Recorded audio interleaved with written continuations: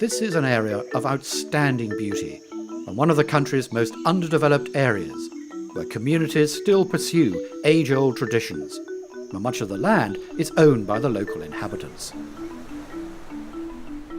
One such tradition is taking the cattle to the beach.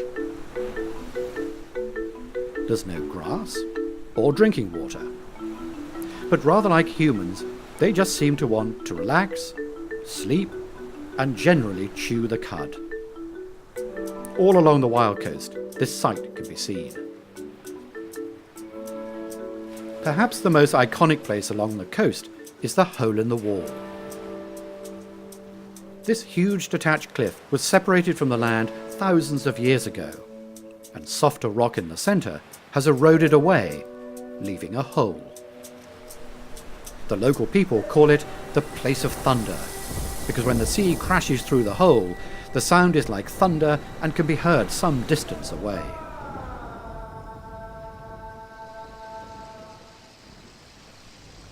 The erosion has created a sheltered and safe place to swim, and is one of the most popular places to visit on the Wild Coast.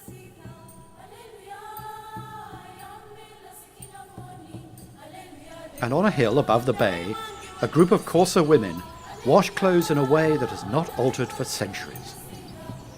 Fresh water, a convenient bush, and a warm wind is all that's needed for a perfect day's washing, unless a helicopter comes along to disturb it.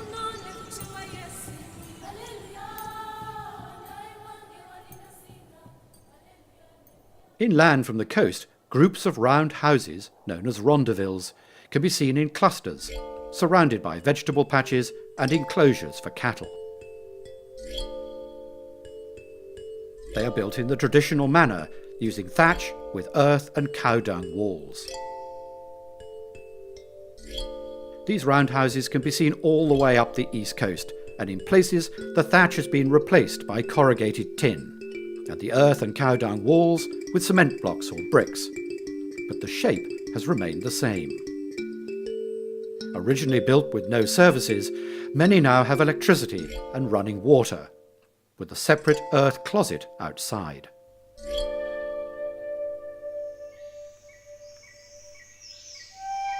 Rivers provide much needed water, as well as offering locals the opportunity to swim and get cool.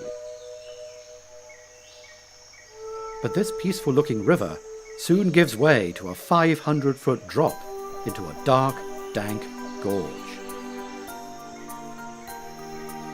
These are the Magua Falls, which were created as a result of seismic activity when the ground split open thousands of years ago to create this impressive gorge.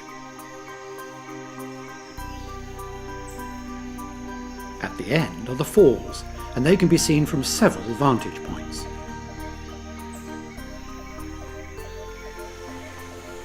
It's an impressive and majestic sight.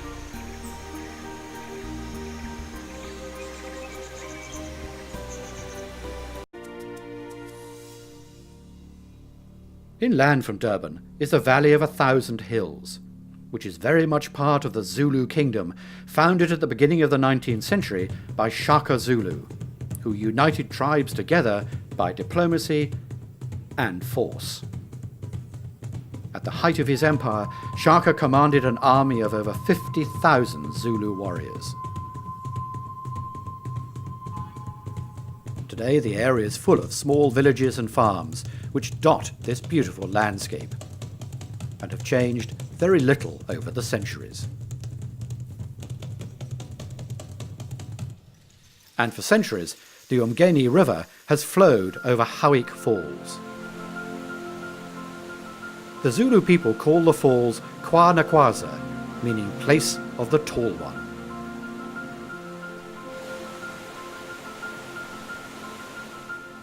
European settlers first saw the falls in the early 1800s, and when the river was in flood, some lost their lives trying to cross the river upstream and getting swept over the edge, plunging 300 feet to their deaths.